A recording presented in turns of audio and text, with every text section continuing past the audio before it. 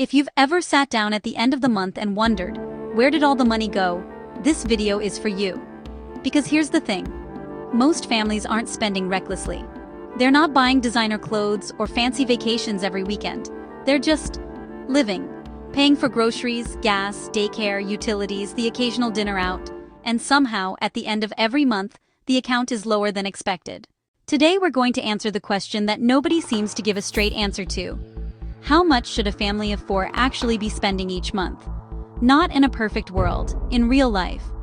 I'm going to break it down category by category, give you real numbers, and by the end of this video, you'll know exactly how your family compares, and where the biggest opportunities are to get back on track. Let's get into it.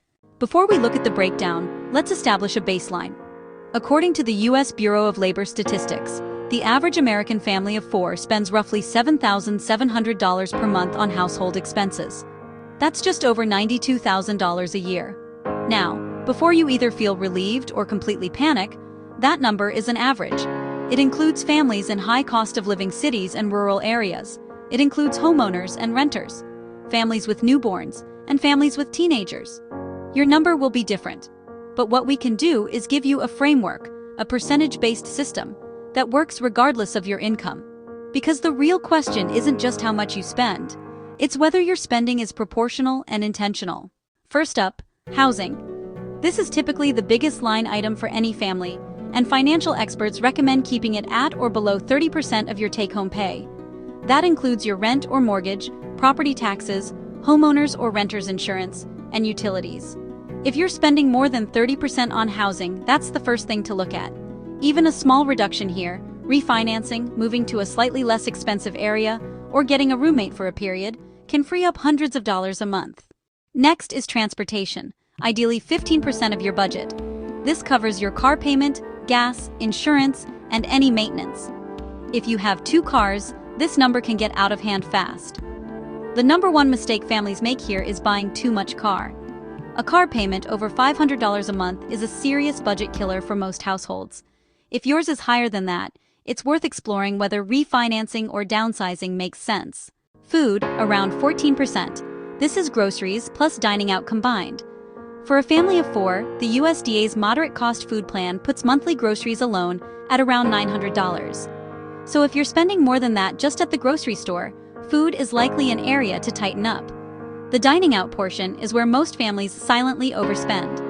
3 or 4 takeout orders a week adds up to $300 or more a month without realizing it. Childcare and education, 10%. And let's be honest, this is the category that has the most variability for families. If you have kids in daycare, you know that 10% might not even cover one child. If your childcare costs are eating more than 15 to 20% of your budget, this isn't a math problem. It's a season of life problem. The best strategy here is to treat it as temporary and have a clear plan for when it changes.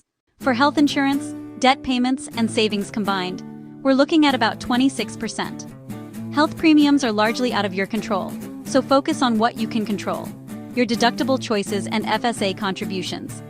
For debt, the target is to keep all non-mortgage debt payments below 8% of your income. If you're above that, debt reduction should be a near-term priority.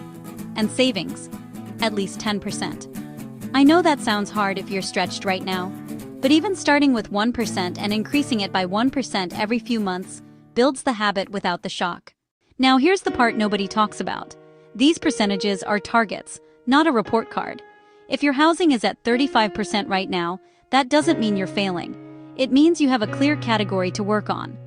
The most important thing isn't that every percentage is perfect on day one, it's that you have a system, a framework you can come back to every month and adjust. Here's what I want you to do this week. Pull up your last month of bank and credit card statements and drop every transaction into one of these 6 categories. Just that one exercise will show you exactly where your money is going. No judgment, just information. Once you can see it, you can change it. That's the whole system. If this was helpful, the next step is actually building a budget around these numbers for your specific family. In the next video, I'm going to walk you through a simple paycheck routine, a 20-minute process you do twice a month that keeps everything on track without having to track every single purchase. Subscribe so you don't miss it. And if you have a specific money situation you'd like me to break down, drop it in the comments. I read every single one. At Real Life Family Finance, we share simple money systems for busy families. See you in the next one.